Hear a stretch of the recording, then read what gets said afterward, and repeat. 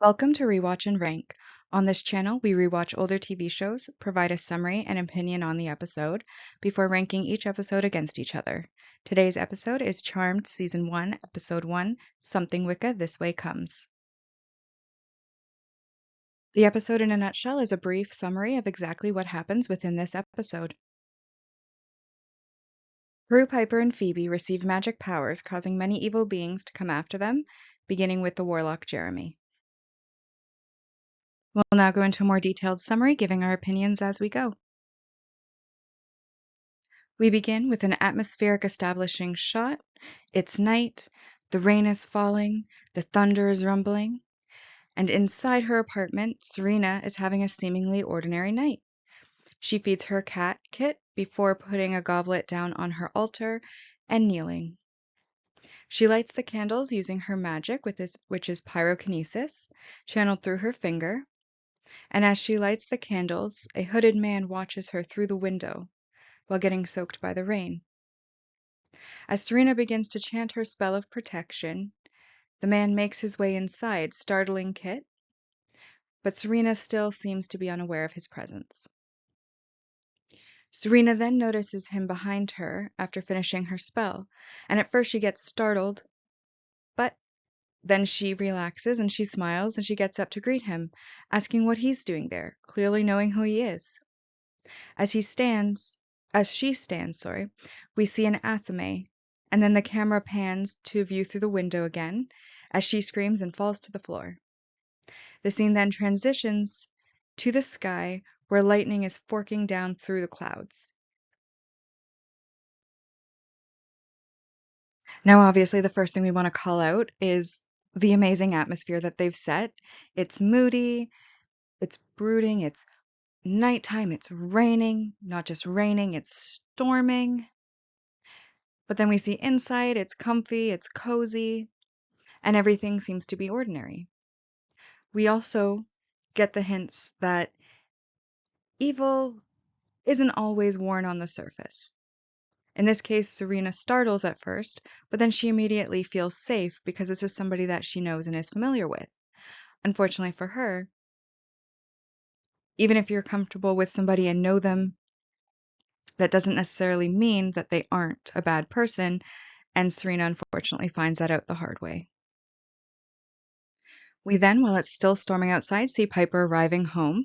She gets in, says that she had to go to Chinatown, and apologizes to Prue for being late. Prue sarcastically answers what else is new to her apology, and then Prue says that if she had known she would be late, she would have been home sooner to greet the electrician, and now they've missed the electrician, so now Prue is working on the chandelier herself. She then asks why Piper was in Chinatown, and Piper explains having to get ingredients for her addition recipe, as the chef who interviewed her wouldn't hire her based on her interview. Prue disparages the chef, following Piper into another room and to a table where Jeremy has sent Piper some port wine and roses. Prue comments on him being a nice boyfriend. Then Piper notices that a spirit board is on the table, and Prue says that she found it while looking for the circuit breaker in the basement.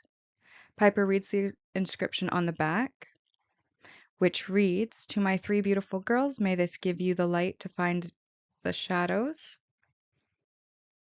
The power of three will set you free. Love, Mom." Neither know what the inscription on the back means, but Prue suggests sending it to Phoebe, with a little bit of a snarky comment about her being so lost in the dark, maybe a little bit of light will help. Piper says that Prue's being a little bit too hard on Phoebe, and then Prue comes back saying that the girl has no vision or sense of the future, while Piper awkwardly tries to soften Prue to Phoebe, saying she really thinks she's coming around. But Prue says as long as she doesn't come around the manor, before going back to working on the chandelier. Piper then awkwardly looks down before grabbing her bag of ingredients and heading into the kitchen. As she leaves the room, the pointer of the spirit board moves on its own, and then the opening theme song plays. Obviously, there's a lot to point out in this scene. First off, we get two of our main character introductions in Piper and Prue, but we also get a glimpse into how they view Phoebe, who's not yet on screen. We also start to get a good sense of how the personalities of the siblings differ. With Prue, we get that she's a leader, she's responsible, a little bit judgmental. With Piper, we learn that she's a chef, she's the middle sister, she's kind of awkward, she has more nurturing tendencies, which can be seen by the fact that her career is a chef.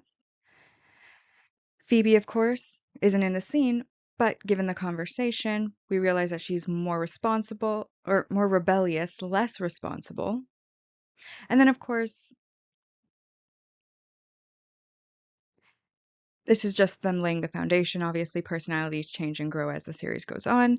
And then we also get to see the spirit board moving on its own, as well as the inscription. And Prue's comment about Phoebe as well are all excellent elements of foreshadowing, where they're foreshadowing Phoebe has no vision. Maybe she'll get some visions. You know, a light to fight the darkness. Obviously, we know that evil's coming. It's showing that there's a supernatural element to the show as it's moving on its own. And in addition to all of that, we also get that the power of three will set them free, which of course they are the charmed ones, power of three. So once the theme song ends, we then get our classic city pan of San Francisco, and then we see Andy getting out of a cab while it's still raining. He gets out of the cab amidst a crowd of onlookers, media, and police with the flashing lights, and makes his way over to Daryl, who's been paging him and waiting under an overhang to keep dry from the rain. When Andy arrives, he gives Daryl the victim profile, letting the audience in on the fact that it's been a string of similar murders, while Daryl then asks him where he's been. Andy at first tries to evade answering by saying that he was following up a lead, but Daryl asks what the lead was, and he again tries to evade by saying that it was one that didn't pan out. But Daryl eventually breaks him down, and he finally admits to visiting an occult shop, which then sets Daryl off, saying that he must hate him. And Andy tells him that the killer is after witches. And Daryl corrects him, saying women. And when Andy says athame, Daryl says double-edged steel knife. Andy then talks about the altar, and Daryl concedes that there was in fact an altar there, but tells him to check with him first before following up on any more leads, leading to Andy bantering, asking if he wants to visit occult shops. Jeremy is revealed to be a writer, and he asks Andy for a comment as they're heading towards the crime scene. Andy tells him that a woman was stabbed, plain and simple, but Jeremy pushes for more, noting that it's the third in 3 weeks, but Andy leaves without any further comments. So in this scene, we obviously get to see the first interaction between Andy and Daryl as partners. They're smiling, they're having a good time, there's a bit of banter there, shows that they have a good rapport with each other. And then we also get a hint that Jeremy, he gets around. This is the third victim in 3 weeks. Serena obviously knew him and was comfortable, and we can assume that the other women probably also were comfortable around him because we have foresight as this is a rewatch. We also know with Piper as well, he's been playing a bit of a long game with her too. Obviously, this implies that he's a cheater, he's trash, but because he is the villain, being dislikable kind of comes with the territory. So in some cases, him being so dislikable could actually be a good thing. We're now back at the manor, where Piper is nervously looking out the window before anxiously power walking to where Prue is. Prue is in the utilities room looking at a fuse box and getting more and more frustrated. She can't figure out why the chandelier is broken.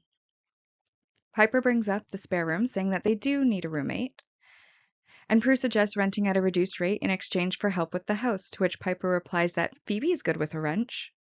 Prue reminds her that Phoebe lives in New York, and Piper drops the bomb that Phoebe's moving back in with them, and Prue is definitely not happy about this. Piper reminds her that the house was willed to all 3 of them, but Prue hints that there is a larger reason, that she's still mad at Phoebe, besides her responsibility. She then asks how long Piper's known, and then thanks her for sharing, and asks when Phoebe arrives, just as Phoebe happens to walk into the door saying, "Surprise!" not realizing it was actually a surprise. Piper awkwardly greets Phoebe, while Prue is stiff, with her arms crossed, stating that she's speechless. When the cab honks, Piper takes advantage to run outside, saying that she'll pay, but takes Prue's purse, while Prue is left to make awkward conversation with Phoebe, who immediately says that they won't sell the house. Or rather, Prue immediately says that they won't sell the house as it's been in the family for generations, which offends Phoebe, who reminds her that she grew up in the house too and she doesn't need a history lesson. She then asks if they're going to have a stiff reunion filled with boring chit-chat or talk about the bigger issue. Prue says she's still furious and they have nothing to talk about. Then Phoebe brings up Roger. Phoebe then starts to say something about Roger, who she describes as an Armani-wearing, Chardonnay-slugging trust funder. But Piper then returns, interrupting, as she awkwardly offers a reunion dinner.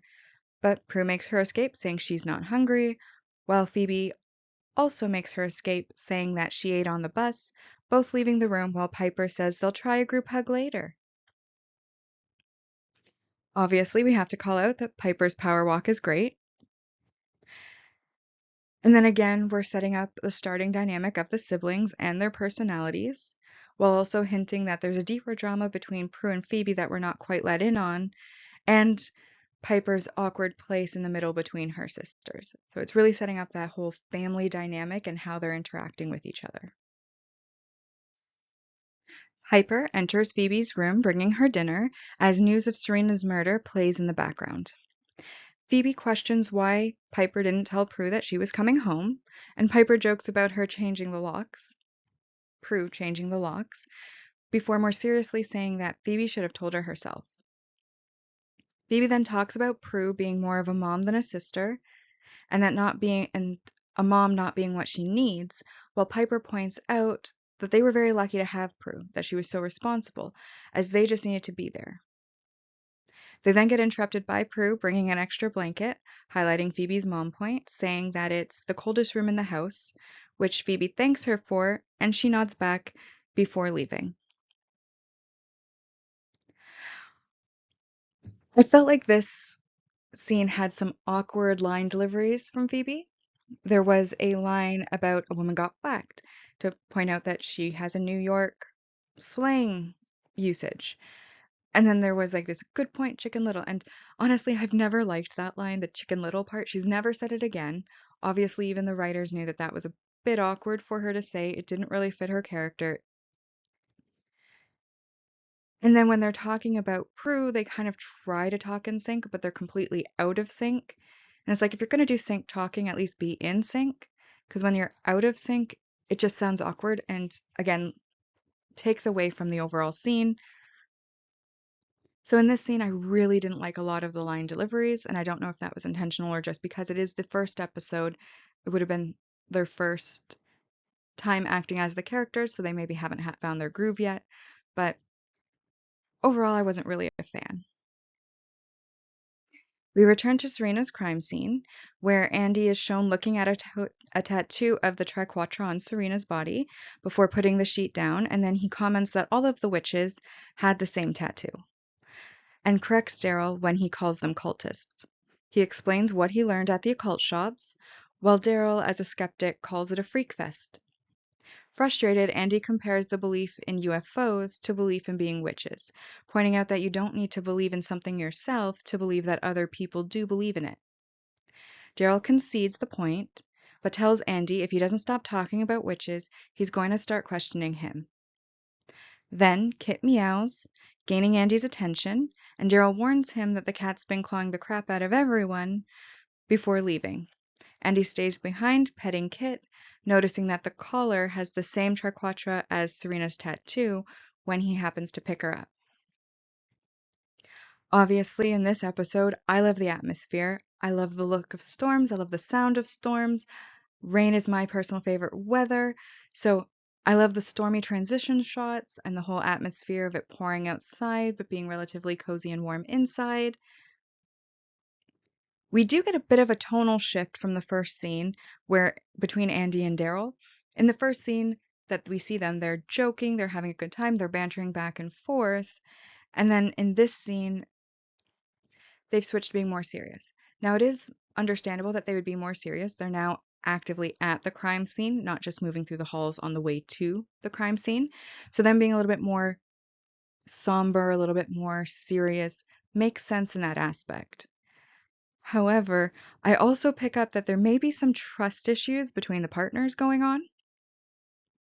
I mean, obviously, Andy didn't say anything about his lead of going to the occult shops. Daryl's not really on board with the whole witches thing.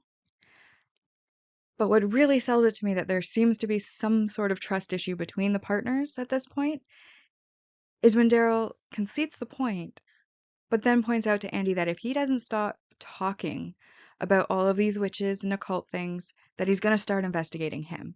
Now, you could say this is a joke, but the tone of the scene, it's somber. They're not really joking around in this one. So if it is a joke, it wasn't really sold as a joke. He sounded serious to me. He looked serious to me that he's planning to potentially start investigating Andy if Andy doesn't shut up about witches. And that, to me, means maybe there isn't a high level of trust at this point. It's also, again, the fact that Andy went behind his back, not answering his pager in order to visit the occult shops. And while it's not strange that Andy may have gone alone to do that, usually if you're working in a partnership, you'd at least give your partner a heads up, like, hey, I'm following a lead, may not answer the page right away, or they'd have some sort of idea of what they're doing because they're working on the case together. They are partners. So contrary to the first scene where they seem to have a great rapport, great banter, this one, a little more serious and seems to be bringing up some trust issues. We now head back to the manor where Piper and Phoebe have at some point left her room and are now in the, it's not a living room, but they're in a room with a table, which is also not the dining room. I'm not really sure what room they're in, but at any rate, they're sitting at a table with the spirit board while they discuss how Piper met Jeremy in the hospital when Grams was admitted. He was covering a story, she was crying, he handed her a napkin with his number on it. Piper then accuses Phoebe of pushing the pointer when it moves because she always used to push the pointer. But Phoebe promises that she isn't touching it. Piper, not believing her, gets up to go get some popcorn, and she asks what the question they were asking was, which was about Prue's love life. As soon as Piper turns her back and heads towards the kitchen, the pointer moves on its own to the letter A, and then immediately over to the letter T. And Phoebe takes her hands off, jumps back, calls for Piper to come back. Piper comes back with Prue in tow, and they don't believe her. Prue also points out that she used to push the pointer, but when she tries to show them, the pointer doesn't move. Prue turns to leave, and Piper also starts to turn to leave a little bit slower, and it does it again, returning to the T. Prue points out that it's still on the letter T, fully leaving the room, while Piper hesitates, and then she does see it when it moves to the letter I. Phoebe takes her hands off, and then Piper sees it move to C without anybody touching the pointer. So she calls Prue back. Phoebe then writes out that the word spelt by the letters was attic. Just as thunder rumbles, and the power goes out. It's then implied that a little bit of time has passed, and Prue is following a freaked out Piper to the door, who trying to calm her down and talking her out of going to Jeremy's since he isn't even home, and trying to blame Phoebe for pushing the pointer, saying that she's playing a joke on them, but Piper isn't so sure and points out that they haven't been able to get the attic door open since they moved in. Piper then tries phoning Jeremy, panicking when the line is dead until Prue points out that there is a power outage. Prue asks her to hold a flashlight while she checks the basement, and she volunteers Phoebe to go, and Phoebe, who is conveniently holding the flashlight, declines, saying that she is going to go up to the attic. She refuses to wait for a handyman like Prue wants, stating that she's going to go now. Phoebe then reaches the attic door and tries to open it, but is unable to do so. Disappointed, she turns around to leave, which is when the door mysteriously opens all on its own. As she enters, light streams in through the windows despite the storm outside, lighting up a chest, which, when opened, contains the Book of Shadows right on top. Feeling curious, she opens the book and she decides to read the first spell out loud, the spell to call her powers. And then, unbeknownst to her, the chandelier downstairs glows with shimmering lights, and a photo of the sisters brings their images, which used to be far apart, closer together. Piper and Prue then arrive asking what she's doing, and she says that she was reading, handing the book over to Prue, while Piper asks what she was reading. Phoebe says it was an incantation. Piper asks what kind of incantation, and Phoebe explains the essentials of magic, being timing, feeling, and the phases of the moon, and how right now, that night, was the perfect time to receive their powers. Piper is shocked and somewhat appalled at being included, and Prue notes that she included all of them before passing the book to Piper and glaring at Phoebe. Meanwhile, outside of the house, Jeremy watches while getting soaked in the rain, still in his trench coat. We then return back to the attic where Prue complains about all of the freaky stuff happening when Phoebe arrived, and Phoebe points out that she wasn't the one who found the board. But Prue says it wasn't her fingers sliding around on the pointer. Meanwhile, they're heading all downstairs while they're talking, and Piper is trying to make sure that nothing's happened. Everything's the same. They feel the same, so nothing has changed. Right? As she passes the altered photo without noticing. Outside again, we see Jeremy walking off.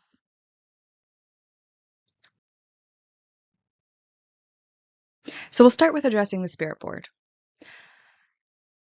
It's implied that they were given the spirit board as children. But spirit boards can be communicated with by any type of spirit, good or bad.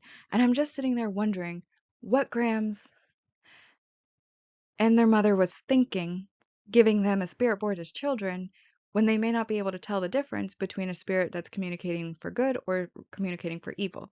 Obviously, because the show is supernatural, the spirit board is going to work and not just be a toy or a game. And so I do have to wonder what they were thinking.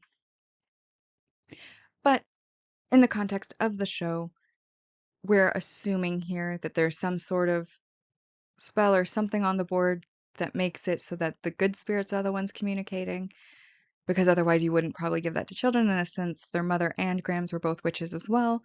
They probably would have been able to protect them from anything going wrong. So we'll give them the benefit of the doubt there. But I do want to call out that almost universally in every other media, a Ouija board is not a good thing. It is a conduit to evil. And though in this series we know that it is a conduit for good, it still makes me a little bit uncomfortable to see them using one. Obviously, in the attic scene, the music is really setting the tone. It sounds very mystical.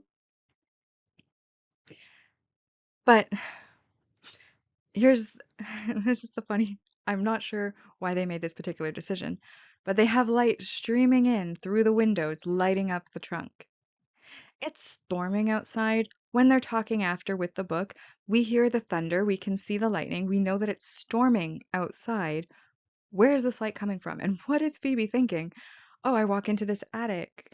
Here's some light coming outside, from outside, even though it's nighttime, A, and B, in the midst of a storm, so there's not even moonlight as an excuse. And she's just going to be all, wow, I'm just going to open that and read it. I feel like most people would have some qualms there. They'd kind of look at it and be like, this is creepy. Maybe I turn around. Obviously, though, if they were the type of people to turn around, they wouldn't be who they are in the show. But at the same time, I'm sitting there and I'm like, Why are you approaching the creepily glowing chest? Do you have no self-preservation skills? Also, one thing about the series that I really loved as a child and now as an adult when I rewatch are that the spells are in English. As someone who is monolingual and only speaks one language, part of what makes the magic of this show is the fact that the spells are in English for the most part. Obviously, there's some ancient spells that they use or the odd one that isn't in English, but for the most part, almost every spell that they use in the show is in English, which as a child, when you're role playing and you're hanging out, the fact that you know the spells, you can say the spells, it added to the magic of the show. It's one of the reasons it's my favorite show of all time, is that you could experience the magic in a lot more of a personal way as opposed to things like Harry Potter or even Merlin, where the spells are in completely different languages and you have no idea what they say. It also gives you insight on what the spell's supposed to do because they're saying it in the language you can understand. And I think that that is absolutely amazing. Like I remember when I was a child, I watched this show. This show came out when I was 6 years old. I'm aging myself, but it came out when I was six. And I watched it on marathon every chance I got. The first thing I bought with my first paycheck from my first job was season one on DVD because I loved the series so much. And a huge part of that was the English spells. When I was little, I had a little notebook where I wrote down every single spell from every single episode that was in English so that I could pretend and role play. So it may seem like a very small thing, but it's a small thing that made such a difference to the series. And then once again, we get their personalities being further defined by their reactions. Phoebe's excited, she's rolling with it, she's not worried about it. Prue is angry and scolding and kind of upset. And then, of course, we have Piper, who's more worried and reluctant about the whole maybe being a witch thing. We then fast forward to the next morning where Phoebe sits on the porch with a cup of coffee as Piper is heading out. Piper joins her for a little bit, commenting on her being up early, which Phoebe then tells her that she never went to sleep. And they joke about doing various cliches, for example, wearing a conical hat, flying on broomsticks, etc. Piper then more seriously asks Phoebe what she was doing. And Phoebe asks about Prue, changing the subject, who Piper informs her has already gone to work. And then Phoebe tells her about staying up reading the Book of Shadows, assuring Piper that she didn't read it out loud, and then relays that one of their ancestors was a witch named Melinda Warren, who practiced three powers: moving objects with her mind, freezing time, and seeing into the future. She then goes on to tell us how Melinda was burned at the stake, and when she was burned at the stake, she vowed that each generation would grow stronger until three sisters would be born as the most powerful good witches that the world has ever known. And she thinks that that refers to them. Piper acknowledges that the previous night was weird, but rejects that they are witches with special powers, citing that Grams and their mom were, as far as they know, not witches, before getting in her vehicle and leaving. As Piper drives away, Phoebe tells her from through the window that they are the protectors of the innocent, and they're known as the Charmed Ones. All right, so in this scene, we are getting some needed exposition to reinforce the premise, and it also kind of provides an origin backstory for their powers, where they came from. It also then calls back to the series title, where they're known as the Charmed Ones. And it also provides somewhat of an explanation of why their symbol, the symbol on the Book of the Shadows, the Triquetra, was also tattooed on other people, like other witches, and was on Kit's collar. And that's because they were prophesized a very long time ago that they would eventually be born. So it makes sense that others in the magical community would know of their coming, would know of their symbol, and maybe show their support in such a way. I also think that it's a little bit funny that Piper just willfully overlooks the fact that the Book of Shadows that gave them their powers was in the attic of their ancestral home, presumably put there by their ancestors. So she's like, well, Grams and mother weren't, like, Grams and their mom weren't witches as far as they know. It was in your attic. I'm pretty sure you can actually say they were witches. Why else would they have put it in the attic? Like, it had to show up there somewhere. Your ancestors have owned that house for generations. I feel like the logic leap there would be that they were witches and you just didn't know about it, not, well, as far as we know, they weren't practicing, so we can't possibly be. But in this case, obviously, Piper is very reluctant, so I feel like she's willfully ignoring logic in this case to just try to make herself feel better that she's not really a witch. We now arrive at the museum where Prue works, and we get a shot of Roger and Prue, who are in the storage area, walking through all of the exhibits and boxes, with Roger informing Prue that there's been a bit of a change in plans, and that the Beals expedition, due to the increased money that Prue raised, has now gained corporate interest. And so the collection is now going to become permanent, but they want someone more qualified to handle it. He comments on her surprise, as obviously that would be surprising, but then she says that she doesn't know why he's commenting on her surprise because she's not surprised, she's furious. And then goes on to defend her qualifications to handle the exhibit. Things like she's been on the project since its inception. She's the curator who secured the entire exhibition. And then she sees his face and she realizes that Roger is the person more qualified. He, of course, deflects the blame to the board of directors before saying he knows she'll be happy for him, because what's good for him is good for her. He then decides to address her by her last name, prompting her to ask when they stop being on a first name basis. When she stops sleeping with him, or when she returns the engagement ring. He makes a comment about enjoying one over the other. She rightfully calls him a bastard, before turning around to leave, but he calls her back only because he feels that he should say something to avoid a lawsuit. She gives him a look before she walks away, and as she leaves, the pen in his pocket bursts and stains his shirt with ink. Obviously, before this scene, we already know that Roger is involved in the drama between Prue and Phoebe, and now we're getting a little more insight into exactly what may have happened. Obviously, Prue and Roger were engaged, and it ended, and now we can assume that that had something to do with Phoebe, as he's the source of the drama and the conflict between those two sisters.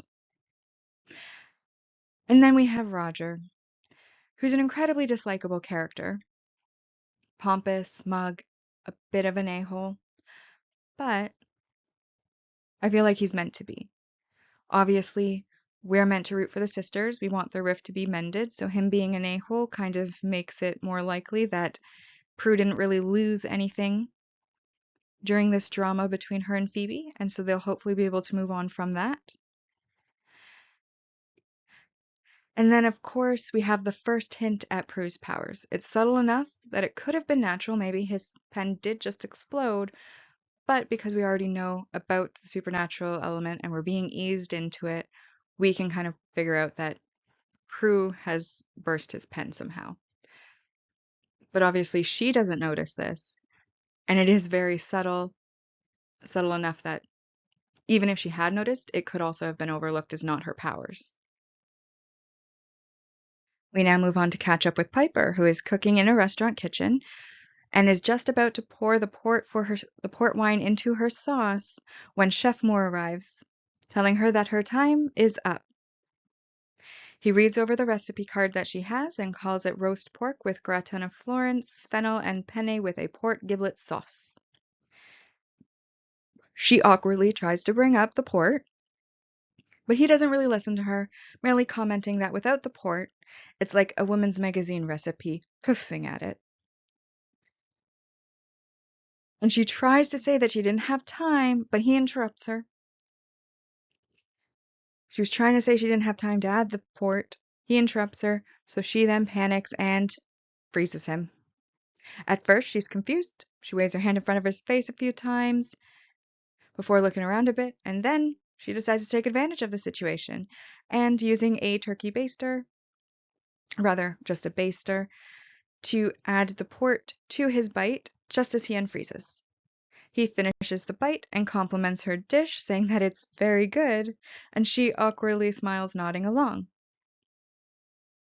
Now, first off, I'm a bit offended by the fact that he's insulting women. Obviously, those are chef-created recipes for the most part. They're vetted recipes. They made it into a magazine. You don't get your recipe in a magazine just at random. They don't go onto Google and just say random recipe and then put that in a magazine. So obviously the recipes in a woman's magazine are chef created, maybe not gourmet chef, but I don't see why there would be anything wrong with a recipe from a woman's magazine. Poof. Why he has to poof about it. As a woman, I'm kind of offended. But then I also don't read women's magazines. So maybe he has a point, and I just don't know it. And then, of course, this is the first time that we see Piper using her freezing power in order to, like, basically in sheer panic, everything freezes, and then she takes advantage of it. Now, this hasn't been brought up yet in the series, so a spoiler warning. But personal gain. Personal gain is a thing. And she only succeeded in getting her job due to magic, and she is going to gain financially from having that job. So we're sitting there and wondering, when are the consequences coming? Of course, at this point in the series, we haven't been introduced to the personal gain thing yet. And so maybe that's why she avoids those consequences. But I feel like in this case, she used her powers, she's financially gaining from it, she got a job from it. That's a lot of personal gain. There should be some sort of consequence happening. And the fact that there isn't is kind of a bit of a continuity error in the series as a whole. We now return to the museum. Roger is lounging in his office, retying his tie while on the phone, claiming that it was his idea to spark corporate interest through donations. And then he uses Prue's exact words of being with the project since its inception, but they both know who really secured the entire exhibit. Prue walks in partway through him speaking, and then he turns around in his chair and he sees her. And you can see his face. He knows he's been caught. Once she is noticed, Prue tells him that she quits. And he then tells the person on the phone real quick that he's going to need to call them back and hangs up on them. Roger asks Prue to think about it, and she replies with, "Lousy job, lousy pay, lousy boss. What's there to think about?" Roger immediately changes tactics to threats, telling her to think of her future, because if she walks out without notice, she can kiss any reference. She interrupts him, telling him not to threaten her. So then he changes tactics once again, and suddenly now he's smiling and saying that he had to try. He then tries to be understanding. You're hurt. You're angry. Your pride is wounded. He understands. That's why Prue can't see that he's doing her a favor. Because if he hadn't taken the exhibit from her, the board would have given it to a total stranger. He's there for her, not a stranger. She should thank him, not leave him. Catching on to him, she tells him she's not worried because she's certain that his intellect will make quick work of the computer disks and pages of research she left in her office for him. His face falls, and she speaks. Well, his face falls as she's speaking, and he says that she'll regret kidding. She'll regret she'll regret quitting, but she smiles, saying she doesn't think so. She thought breaking up with him was the best thing she has ever done, but quitting tops that. She then says goodbye, walking away, and once her back is turned, he acts tough, once again changing his tactics, and tells her that there better not be any office supplies in her purse. And then Roger's tie begins to tighten, and he struggles with it. He falls onto the floor, and then he finally gets a pair of scissors out of his drawer in order to cut it off so he can breathe again, and then asks what the hell that was. Of course, once again, we get Prue's powers. This time it's a little less subtle than the pen, something that wouldn't have happened naturally, so we know that it's Prue's doing. She obviously, as she was leaving, scrunched her hands together in anger, and then his tie tightened, but it's behind her back. She's turned away. She has not seen that this has occurred, but we as the audience are now very sure that her powers are the ability to move things with her mind. And then, of course, Roger seems to have some sort of split personality here, changing tactics at every occasion. Try this, didn't work. Okay, try this, didn't work. Okay, try this, didn't work. Uh-oh. Obviously, he has a lot of personalities. He has a lot of toxic tactics. He and I'm thinking again that this is purposefully making him dislikable so that makes Phoebe's side of things when we eventually find out what exactly happened between the three of them. Her side will be more believable because she's more likable. He's not likable. We'll be on her side. We'll be rooting for her and Prue to reconcile because Roger is scum. And I think that that is very intentional to make him scum.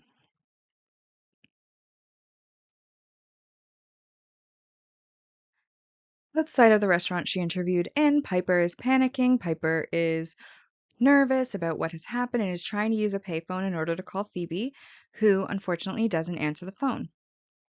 As she gives up and leaves the payphone, she gets startled by Jeremy, who asks if she's okay.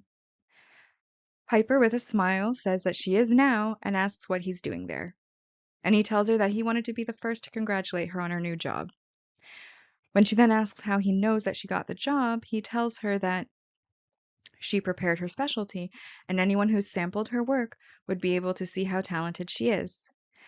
Then she tells him she likes him when he talks about food, so he names various junk food, examples pizzas and hamburgers, before kissing her. Obviously, there's some payphone nostalgia that comes up. Payphones are a thing of the past. They don't exist anymore. But they should. I believe they should. Cell phones, everybody has them. It's a phone in your pocket. You wouldn't need to use payphones frequently. However, there are always situations where your phone dies because you forgot to charge it, or maybe you didn't have time to charge it, or maybe your charger is broken and you have to go buy a new one. And then, when you need one, if you come across an emergency of sorts, you then would have to find another way to get contact in a phone. If there's a payphone, it's a nice impersonal way that you can just go in and use it. Whereas in reality, now that payphones are a thing of the past, you have to probably go into a business and approach somebody and see if they're going to let you use their phone, which they may decline to do. Or approach some stranger to ask them if you can use their phone, their cell phone, and most people, unfortunately, would decline to do that. So I'm kind of upset that payphones don't exist anymore. Just for the introvert in me that does not like to approach people in public, and I've had this happen before, where my phone died, I needed to contact somebody because I blew a tire on my vehicle, and I had to go into a business. And luckily, I was close to the business I worked at, so I was able to speak to somebody I actually was familiar with. But the idea of having had to go into a random business, speak to a stranger, and ask to use their phone, and then, of course, my parents screened their phone calls because why would they answer a random business calling? It was a very stressful situation. And if there had been payphones, it was at a mall. If you could just go to a payphone at the mall, impersonal, put in a quarter, call your parents, get some help. My goodness, that would be so much easier. That would have been so much better. So I regret that payphones have become a thing of the past. And I feel very nostalgic seeing one in this scene. And now that that little rant is over, I also want to call out I'm not a big fan of this Jeremy and Piper flirting over junk food thing. I know we're supposed to see that, oh, they're a cute couple. They're like, they're being all flirty. And I'm just like, they're kissing over pizza and hamburgers. And she's turned on by him talking about food. And he just mentioned that her cooking's good. And I don't feel like the actors had much chemistry. So to me, rather than being, oh, a cute scene of them flirting, it was more like a, ooh, how did they make it this long? That's kind of disturbing and gross. But that's just a personal opinion. We now come back around to Phoebe, who is riding her bike down the streets. As she's riding her bike down the street, she gets her first premonition. She first sees two boys skateboarding and rollerblading. She then sees a car coming up another street. She then sees the car hitting the boys. Then returns to reality. And as she travels a bit further down the street, she sees the car. She sees the boys. And she yells out before purposefully skidding her bike over to the side, which distracts the boys, who stop and worry and come to where she is, and that allows the car to pass without there being any sort of accident. It then shows Kit under a nearby parked car, and then the driver stopping and getting out of the car and coming over to also make sure that she is okay, claiming that he didn't see her, and he obviously didn't see the boys either. Now, I both like and dislike that the premonitions are in black and white. It strongly distinguishes them from reality, which is a good thing. But at the same time, sometimes Phoebe will make reference to a certain color in her visions, not in this one, but in future visions, she'll reference a certain color. And we as the audience are completely in the dark because we obviously didn't get to see that color. We didn't get to see those details because we're seeing it in black and white. So I'm always on the fence. I personally would have preferred that it was in color and maybe it just had like some sort of fuzziness around the edges of the screen. That way we could at least see most of the details that are taking place in the center of the screen during the vision. But I understand why the creative decision to make it in black and white was made, and I accept that also as a good way to distinguish between reality and visions. And then also just a comment on general road safety. Pedestrians are responsible for watching out for cars and being aware of their surroundings. Drivers also are responsible for driving carefully and watching out for pedestrians and being aware of the road and those things around them. In this case, they're coming up on, like, the street isn't like a square 90-degree angle roadway. It's two off on like little acute angles, and then the road that Phoebe's coming up, kind of more like a three-pronged road. So it's understandable that the cars and the boys who are coming up two of the prongs wouldn't necessarily have seen each other from the start. But at the same time, one, why are the boys not on the sidewalk? And two, maybe be a little bit careful. If you're coming up to an intersection, whether you're a car or a pedestrian, slow down. Make sure that you're looking, because this is an area where someone may come from the side. And if you're familiar with the roads, you would know that there's one there. And even if it's not the boys, there may be other cars coming up that road. So you also want to be sure that you're looking. I feel like even without Phoebe's vision, this accident should have been preventable. But obviously, due to her vision, it wasn't. And this gives her an excuse to get her first premonition and also save her first innocence. We're now at the hospital, and we find out that Phoebe was injured. Prue is arriving and tells the reception that she's looking for her sister, Phoebe Hallowell, and is told to wait. And then reception turns to Andy, who's next to her and already at the desk and really should have been helped first, and asks for his information again. And he gives his name and his title, letting them know that he's with homicide, saying that Dr. Gordon is expecting him. Prue glances over and recognizes Andy, and he is thrilled and excited to see her, saying that he doesn't believe it, before asking how she is. And she says that she's good, before returning the question to him, and he says he's fine, but reiterates that he can't believe he's running into her. She tells him that she's there to pick up Phoebe, who is in some kind of accident, and he looks concerned at first, asking if Phoebe will be okay. And Prue confirms that she's going to be fine and asks what he's doing there. He says it's for a murder investigation. The receptionist then returns, telling Prue that Phoebe is an X-ray and she needs to wait about 15 minutes. And then she turns over to Andy next, telling him, or letting him know, where the doctor's office is, but then clarifies that he's with a patient though he is welcome to wait outside the room, and both of them thank her. Andy tells Prue that it was good to see her, and she replies it was good seeing him too. But as they are about to leave, he then turns back and says that since both of them have to wait for the people that they came to see, maybe he can buy her a bad cup of coffee. She agrees, and they walk from the desk. She brings up his job, confirming that he's an inspector now. He mentions that in any other city he'd be a detective. She says that inspector sounds classier, and then he comments on liking it better already. She then brings up his dad, saying that his dad would be proud, and he replies that he's the third generation of cop in his family, so his dad is definitely happy, before asking about her, saying she must be taking the world by storm. She tells him that she's back at the manor, and as of an hour ago, looking for work. She then again brings up his move to Portland back in the day, and he says that he's back, and then he asks about Roger, and she asks how he knew about Roger before realizing that he's checked up on her. He says he wouldn't call it that, and then she asks what he'd call it, and he says inquiring minds want to know, and she reiterates that he checked up on her.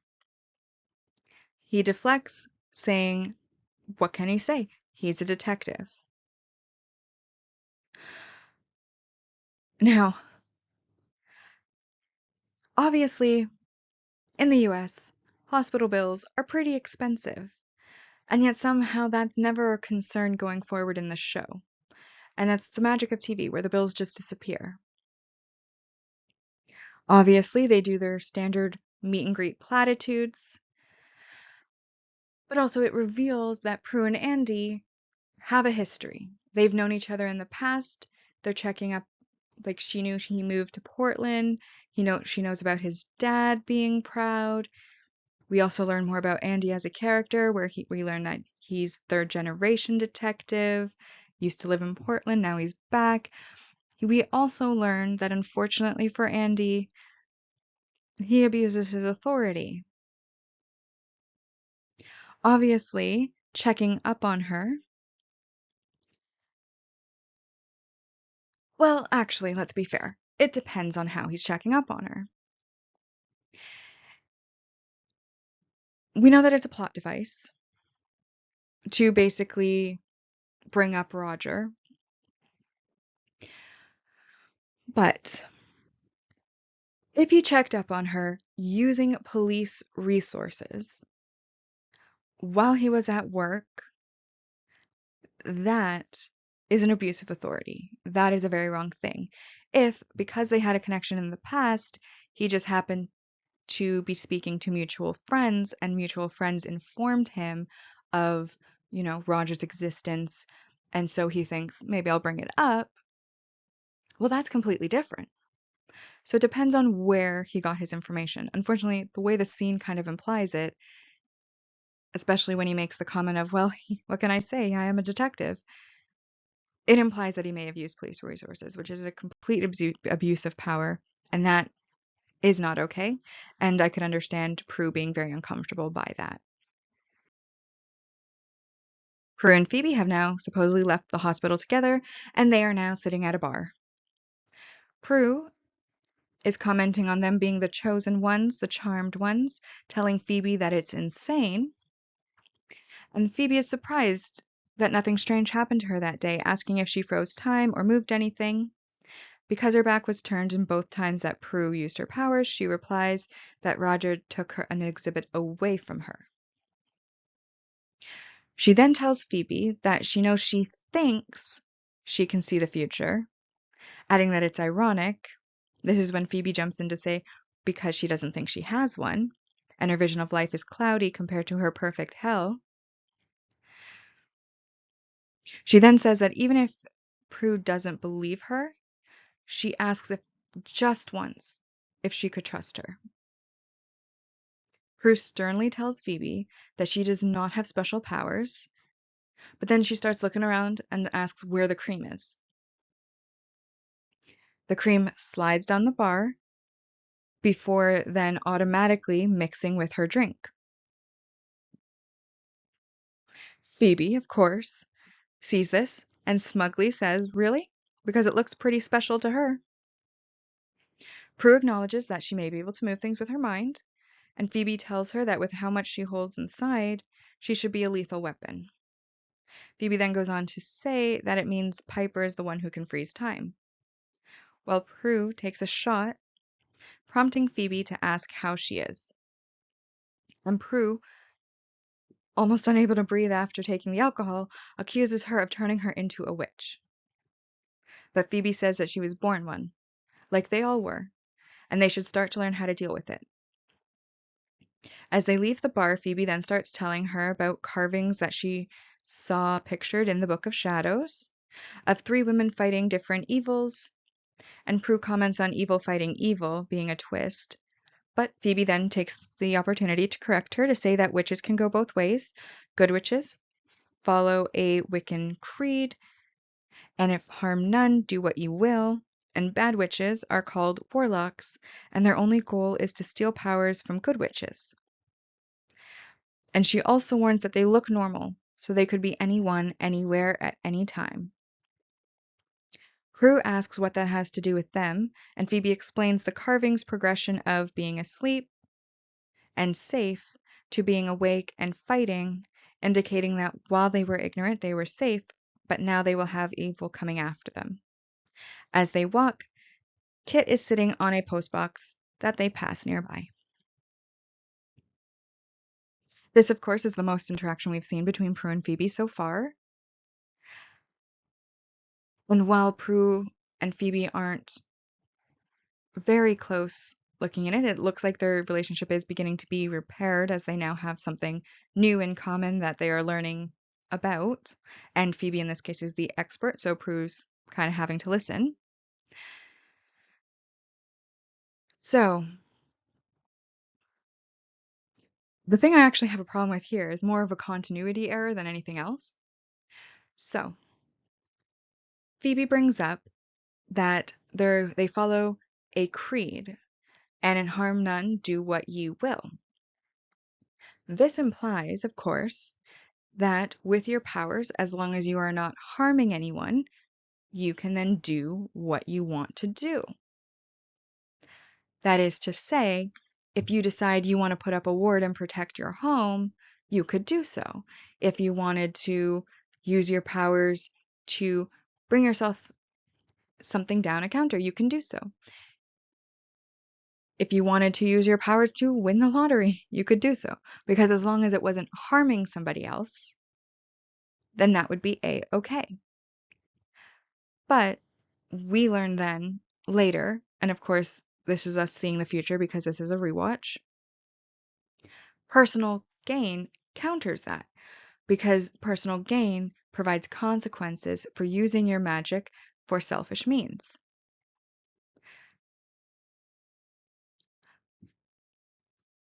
But something being selfish doesn't equal that it's harmful. So, based on this creed that Phoebe says that they would follow, and a harm none, do what you will, you should be able to use your powers for yourself and in selfish ways as long as you aren't harming anybody. And then, of course, also use those powers to save the innocent and fight evil. So that is just a minor continuity error, which maybe I'm reading more into it than is necessarily needed, but I think it's worth pointing out. We're now back with Jeremy and Piper, who are in a cab after getting some Chinese food. And Piper asks Jeremy if he's ever had anything unexplainable happen to him. He then says that when that happens, he calls it luck, fate, or miracles, asking her what happened. But she's reluctant to say, and she just says to forget about it because he's going to think she's crazy. She then tries to change the subject by having him open a fortune cookie. He reads it out, incomplete, and then she reads the full fortune, that soon he'll be on top of the world, before he then tells the driver to go to a new destination. She is a little bit confused, saying that she thought they were going to his place. And then he says they are, but she reminded him that he wants to show her an old building with a good view of the Bay Bridge. Obviously, very short scene. They're just traveling between destinations, but I think it's bringing up a good point, and I'd like to bring up a good point that you should always trust your instincts, trust your gut. When he changes the destination, Piper visibly looks uncomfortable and awkward about it. She obviously goes along with it because she trusts him, but there's obviously some instinct that's like, this is odd behavior. Even if it's with people you know, even if it's with people that you trust, if your instincts are screaming at you, you should listen. They're there for a reason. They come from your lizard brain. That's a public service announcement that I just wanted to give, and this scene gave me the opportunity to do so. We've now moved on to a pharmacy, and the pharmacist is telling Phoebe that he'll be back with her prescription in a little bit, and then Prue asks where the aspirin is and is directed to aisle 3. Phoebe suggests that she can take chamomile tea, but Prue wants the aspirin. Once they're in the aisle, Phoebe comments on not being scared of their power, saying that everyone inherits something from their family, but Prue, who is still reluctant about being a witch, argues that normal people inherit money, antiques, etc. Phoebe says, why be normal when they can be special? Prue then says she wants to be normal, before getting frustrated that she can't find the aspirin in the aisle. Phoebe says that they can't undo their destiny, and Prue just completely ignores her, again asking where the aspirin is. Phoebe points out that there's the chamomile tea. Prue turns on her, saying that she just found out she and her sisters are witches, with powers that will unleash all forms of evil that will come looking for them, so excuse her for not being in a homeopathic mood. Phoebe stays calm while she's being yelled at, and tells her to just move the headache out of her mind. Prue seemingly does so, and the aspirin flies into her hand. Phoebe then realizes that Prue's trigger is being upset or angry, which Prue calls ridiculous. Then, because Prue doesn't believe her, and to prove her point, Phoebe uses Roger's name, causing more aspirin to fly off of the shelf. Phoebe then brings up their dad, who Prue says is dead. Phoebe corrects her and says he's moved from New York, but he is still alive. Prue then corrects herself, saying he's dead to her since the day that he walked out on them. But Phoebe keeps pushing, saying that he's always been a button pusher for Prue, and brings up that she's mad he's alive, mad she tried to find him, mad she came back, and starts repeating the word dad until all of the products on all of the shelves come flying off, which startles them both. This, of course, makes them feel a little bit better, and Phoebe asks Prue if she feels better, and she replies that she does, before Phoebe then mentions their powers growing, and Prue wonders into what. Now, obviously, we get a little bit more character building here. We get to learn more of their background, that their dad left when they were younger. Phoebe tried to find him in New York, and obviously a bit of foreshadowing, because why bring up this if he wasn't going to come in the future? But what stands out in this scene to me, as I'm watching with a little bit more of a critical eye as I'm making these videos, is those poor retail employees who are going to have to clean up that aisle. Like, the show obviously doesn't mention it. To them, it was a set, and they did it, and I'm sure no one actually had to clean it up and put everything back on the shelves. But the pharmacist, he was a really nice guy. I'm sure there's other cashiers for the actual store part that are going to have to now go to that aisle and clean up every single one of those items, put them all back on the shelves. And this is at night. Unless it's a 24-hour pharmacy, they may have been able to go home maybe shortly, and now they're going to have to clean this aisle up all night. And it's going to take time. I just personally feel a little bit bad for those retail employees that honestly don't exist because it's a fictional world and a TV show. But just think about it in reality. And then you also will feel bad for them. We're now back again with Piper and Jeremy, who have arrived at the abandoned building. And Piper is reasonably reluctant to enter, But Jeremy convinces her, saying that he has a surprise inside. And so she goes in with him, still trusting him. He leads her over to an old elevator, saying that she's going to love this, and he bets that she's going to tell Phoebe and Prue the minute she gets home. Those instincts that Piper was subtly feeling now rack it up a bit, and Piper realizes that something's wrong, saying that she never told him Phoebe came home. With an oops, Jeremy pulls out his athame, telling Piper it's her surprise. And she tells him to stop because he's scaring her, saying that she's serious, but he replies that he's serious too. He reveals the long game he played, waiting 6 months ever since Grams went into the hospital, having known that once Grams died and his sisters reunited that they would be getting their powers. Piper realizes that he's the one who's killed those women, and he corrects her that he killed witches.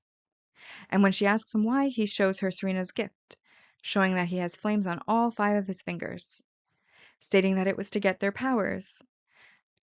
And now he wants theirs, as his voice and face distort. Piper screams, panicking and freezing him, as her trigger for her powers is fear or panic. She takes a second to free her sweater and then looks for a way out.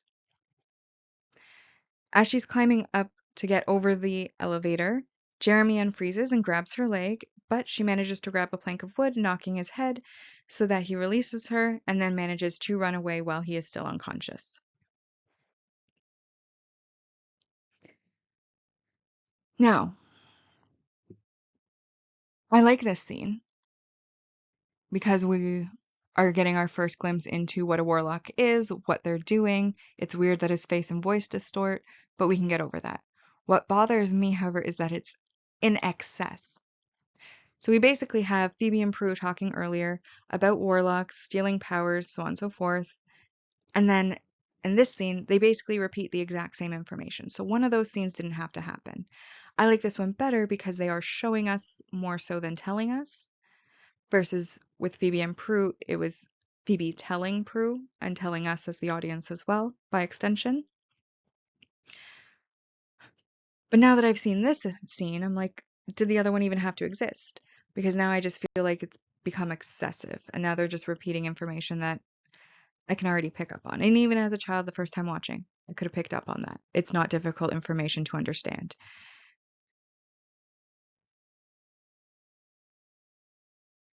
Phoebe and Prue have now arrived home, and Phoebe plays a voice message from Roger, who's saying he's decided to let Prue come back to work and asking to talk. Prue approaches, confirming that Piper isn't home yet, unless she's somehow turned into a cat while carrying Kit, who they think got in through an open window. Phoebe tells Prue about the message, and Prue says that she's heard it, before Phoebe suggests that Piper must be with Jeremy. And then Piper comes running into the house, calling their names in panic.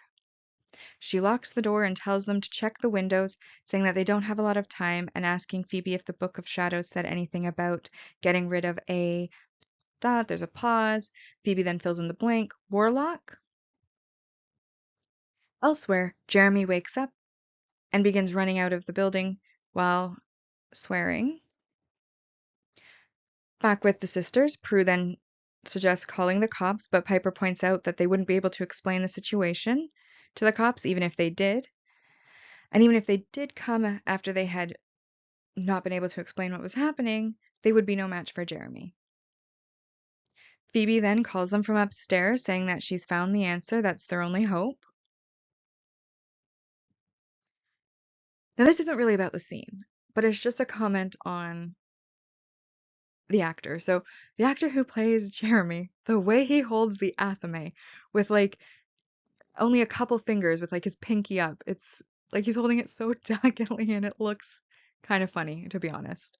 Like when he's running around, he's a bigger guy, looks like he's fit, and then it's just like the most delicate little grasping of that athame.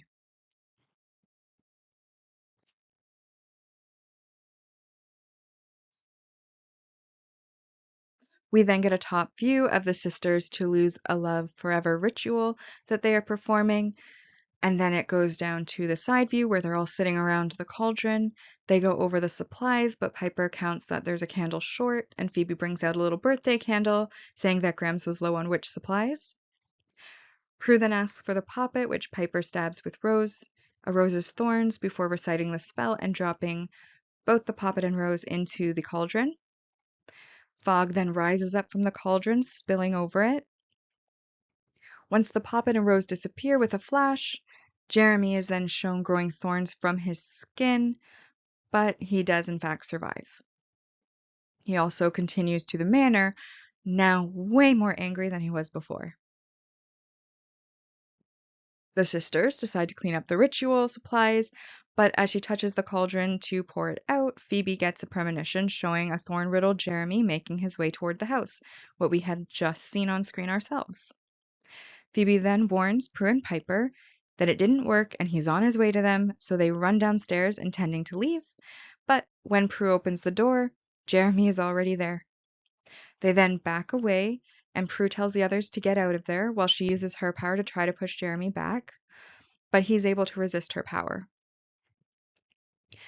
just stumbling a bit rather than actually being pushed back. Piper and Phoebe then run back upstairs while Jeremy taunts Prue, saying that she was always the tough one, and she then again tries to use her power and manages to knock him into the wall before she follows her sisters upstairs as well. When she gets upstairs, Prue tells Phoebe that she was right about their powers growing, and they pile obstructions in front of the attic door.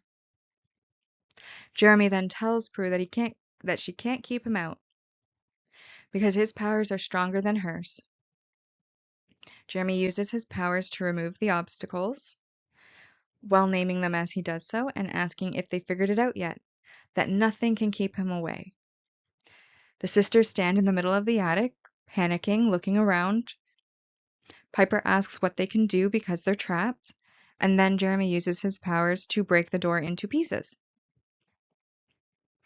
Prue says that they're going to face him together, asking if they remember the inscription on the back of the spirit board. They then start chanting that the power of 3 will set them free. As Jeremy surrounds them by fire and then by wind, Jeremy continues his taunting, saying he isn't the only one, but one of millions in places they can't imagine, in forms they wouldn't believe. They are hell on earth, and they will never be safe, and they will never be free, before he explodes. Now, typically in the show, I do think that them performing rituals is more uncommon. Usually they just use spells. But I love the aesthetic of the doll with the rose and then the fog coming out of the cauldron. It really sets a great atmosphere. It really looks mystical. It really draws you into it. So I'm glad that they showed a ritual in this case. And then Jeremy. I understand again why a show would make these decisions. They need to let the audience know. But just from the character perspective, if you are about to die, I really don't know why you're waxing poetic about all your brethren out there in the world that are going to be coming after them. You'd think you'd be maybe a little bit more worried about yourself, as you are literally about to explode.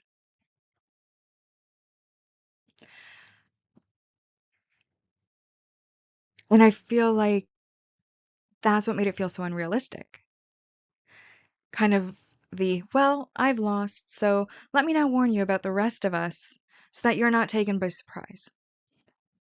It's obviously a plot device, and it reads very inauthentically, I should say. And then when he uses his power, this is also proof that he is a plot device only. Like he wasn't made to be a character. He was made to be a plot device. He shoots fire at them. It surrounds them in a circle. He shoots wind at them. It replaces the fire and again surrounds them in a circle. Why was he not shooting the powers at them? Now, once they start chanting, you could assume, oh, magical protection around them, that's why it circled them. Except he threw those powers at them before they started chanting. There was no protections when he threw those powers at them. So why did he not throw it at them? Obviously, then we wouldn't have gotten the show. They probably would have been defeated. So again, the plot device, we know why they did that. But Again, they weren't chanting at the start. Why did he surround them with the power? Was it to taunt them? Was it because he wanted... Well, now I've just talked myself around that maybe for Warlock to steal their powers, he has to use the Athame. Just killing them maybe wouldn't be enough. And so maybe he's using the fire and the wind to try to trap them so that he can stab them. That's a possibility, but as it's not confirmed within the show, we don't know that, and it still could just be that he was dumb and decided to surround them with fire instead of actually hit them with fire. And even then, the fire wouldn't necessarily kill them. You could burn them and then stab them once they were incapacitated. So I still think it doesn't make sense. But we're now on to our final scenes of the episode. And Prue, now the next day in the morning, goes out to retrieve the paper from the front porch when Andy calls out a good morning to her. She greets him and he comes up saying that he feels bad about the bad cup of coffee and wants to make it up for her. She points to the coffee in his hand, inquiring if he brought her a good cup of coffee, but he says that that's his coffee, but asks her to go to dinner with him unless she's too afraid. Prue asks afraid of what, and he says having too good a time, stirring up old memories, rekindling the old flame. And she says that he has a good point and they better not. He then, his face drops a bit, but he thinks she's kind of joking, so he says, okay, Friday night at 8.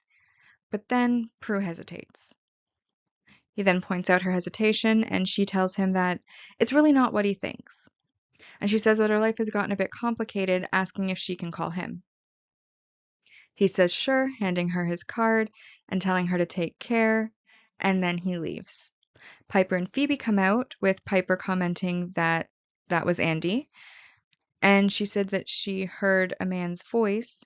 Piper asks Prue what Andy wanted, and Prue says that he asked her out, and Piper asks what she said. Prue then confides in her sisters that she started to say yes, but then she stopped because she wondered if she could date as a witch. Piper says not only do they date, they get the best guys. As Andy gets in his car, he notices Kit in Phoebe's arms, pausing before getting in and driving away. Prue then says they won't be laughing when this happens to them, saying that everything is going to be different now. Phoebe says that at least their lives won't be boring, and then Prue says, I realize I'm saying says a lot, but then Prue responds that they'll never be the same, and Phoebe asks if that's actually a bad thing. Prue answers her that no, but it could be a big problem. And Piper agrees, asking what they will do. Phoebe then inquires as to what they can't do. And then Prue, taking charge as she's normally does, says that they will be careful, they will be wise, they will stick together. And Piper comments that it should be interesting.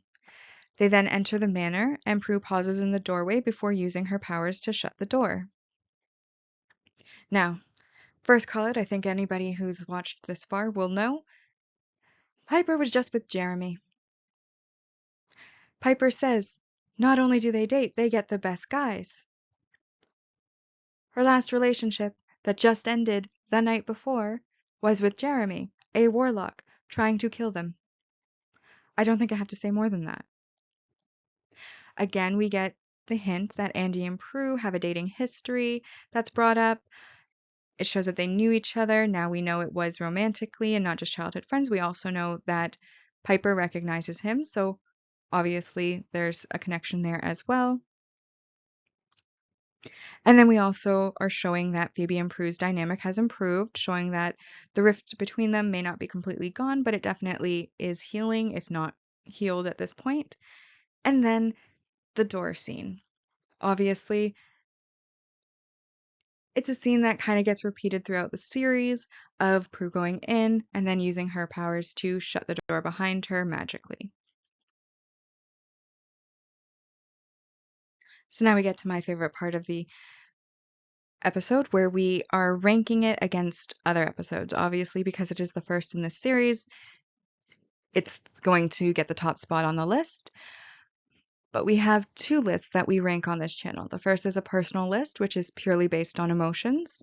And then the second is a mostly objective list. The reason that it's objective is that it doesn't it isn't impacted by emotions and it's using specific values in a chart. However, the mostly comes in because I made the chart, so my bias and judgment automatically applies. I also choose what from the chart applies to the episode. So without further ado, let's get into actually ranking them. So with any first episode of a series, we're obviously being introduced to all of the characters. So within this episode, we have the introduction of a single episode supporting character in Jeremy, which is worth 1 point. We then get a single season supporting character, which is Andy, and that's worth 2 points. Then we get our multi-season supporting characters introduction, which is Daryl, and that is worth 3 points. And then we of course get our multi-season main characters in Prue, Piper, and Phoebe, which are all worth 4 points each, which already brings us well above the maximum score of 10 points. We're at 18 now. But we still have more positives under this episode. So we also get our multi-season main character development, which is the relationship between Prue and Phoebe, which starts off stiff and awkward and ends more friendly. And that is worth another 4 points. We also have established our premise. The sisters get their powers. They then are able to fight evil, and they will be throughout the series fighting various forms of evil with their powers, while also dealing with their personal drama. Pretty self-explanatory premise, but that is also worth 3 points. There's also a lot of world building that takes place, in that we obviously learn about their ancestry, we learn about the prophecy, we learn about their purpose, we learn a bit more about the lore of magic, we learn about warlocks, we learn about a lot of things. We're really setting part of that's premise establishment, but it's also building up the world and the supernatural side of the world that they are now being introduced to, and that is worth 4 points. And then we come to a couple of negatives. Now, obviously, these negatives aren't going to be enough to actually bring the score below a 10 out of 10, but I still feel that they are worth mentioning. So the first one, I mentioned it in the scene when it happened as well, that there was some excess exposition. They explained something to us with Phoebe, and then pretty much the next scene or a couple scenes later, they then had Jeremy showing and telling us the exact same thing that she had just said. Obviously, we only needed to know this information once, and once within the episode. Like if they're reiterating it in different episodes, you may have forgotten after a week between the premieres of each episode, fine. But this was the same episode, a couple of scenes later. We wouldn't have forgotten the information in that time period. And of the two, I definitely think Jeremy did the better because he was able to both show and tell. They could have just had that in. They didn't necessarily need the other scene. So excess exposition is a -1 point. And then we also have the continuity error. Obviously, there's the personal gain not being a part of the creed that Phoebe says that they are supposed to live by. Because it says if you're not doing harm, then you can do what you will, which means as long as you weren't harming anyone, you should be able to use your powers for whatever you want to use them for, as well as helping others and fighting evil. But we learn later that that is not going to be the case. So that's an error in continuity. We also have the fact that Piper uses magic unintentionally to get her job, but like once it happens, she then intentionally uses it to get her job, which she's financially gaining from. She's probably getting benefits and other perks from the job. So she didn't face any consequences for them. So that also is a bit of a continuity error. So that is -4 for both of those. And then obviously we have our weak or dislikable supporting character. This excludes characters that are meant to be disliked. So obviously Roger doesn't count here because he's meant to be disliked, at least in my opinion he is. Jeremy also is the villain meant to be disliked, but I have him here not because he's a dislikable character, but because he's a weak character. They put very little effort into establishing him as a character, and then, like I said, he was basically reduced to a plot device in order to give us information on the fact that there are going to be other evil things happening in the future, other people coming after them, etc., etc. That was a great disservice to the character, but even then, it's like, what character? They didn't put any effort at all into the character. It was very weak, and for that, that is also another -4 points, which brings us to 16 points overall. And as the maximum score is a 10 out of 10, that means that this episode objectively gets a 10 out of 10 score. So now we're coming more to the personal side of the rankings. So I'll first give the reasons for the score, and then I'll tell you what the score is. So first off, there's the nostalgia element, just the general love of beginnings. That automatically makes it positive. It's my favorite TV series of literal all time. Nothing has ever unseated it. I don't foresee that anything ever will at this point. And so it is wrapped around with a lot of nostalgia. And a lot of that nostalgia is wrapped around beginnings. I love the beginnings of stories. Even better than the middles, even better than the ends. The beginnings are always the best. Obviously, for me personally, I do like the evil that they fight, their powers, things like that. But I'm really here for the drama part. The interactions between the sisters, their personal life dramas that kind of weave in between their fighting evil. And that's what I find the most entertaining. And of course, because we're establishing the characters, this episode had a lot more of that drama aspect, and they weren't so focused on fighting the evil, which I consider to be more of a positive.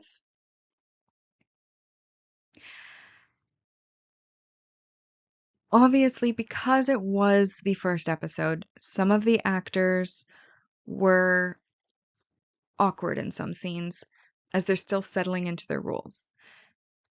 This is a little bit of a negative, but also it's understandable because it's the first episodes, so I don't really count that against it, but I still think it's worth noting. There's also a bit of a fixation on warlocks. Obviously, we know from knowing the future, as this is a rewatch, that there are many, many, many, many different types of evil beings that they may be going up against. And yet, in this episode, they are so hyper-focused on warlocks, and this is even before they know that they're facing a warlock in Jeremy. Like when Phoebe is giving her exposition scene talking to Prue, she specifies, oh, there's going to be evil coming after us. Warlocks. Warlocks are like everybody else. They are bad witches. And she's purposefully saying that. She doesn't say anything about the demons. She doesn't say anything about any of the other types of evil that are going to come after them, the magical creatures, etc., etc. She's very hyper focused on warlocks, which from the TV series perspective, writers knew that they were facing a warlock, so they then had her focus on warlocks. But from an audience perspective, it's like, why are you so hyper focused on a warlock? You don't know at this point that that's who you're going to be facing first. Obviously, they did an amazing job on the settings, setting the premise, the backstory, foreshadowing future events in the show, developing the characters. There was great atmospheric vibes when it started. I loved the storm, the rain, all of that. And so with everything, positive and negative, I personally ranked it at an 8 out of 10 for the first episode. In addition to ranking the episodes of each season against each other, we also are ranking each season against each other. The way that we do this is we basically add up the scores from each episode into a total and then figure out the percentage. And obviously, those seasons which gain a higher percentage will be considered the better seasons. We won't know the final score, of course, until we have completed the entire series. But for now, with our first episode, our mostly objective score was a 10 out of 10. There are 22 episodes within the first season. This means that the maximum score that can be achieved is 220 points. So we have 10 out of 220 on the mostly objective side, and then on the personal side, currently 8 out of 220. And with that, we've rewatched and ranked Charmed Season 1, Episode 1, Something Wicca This Way Comes. Like and subscribe if you'd like to, and I'll see you in the next episode.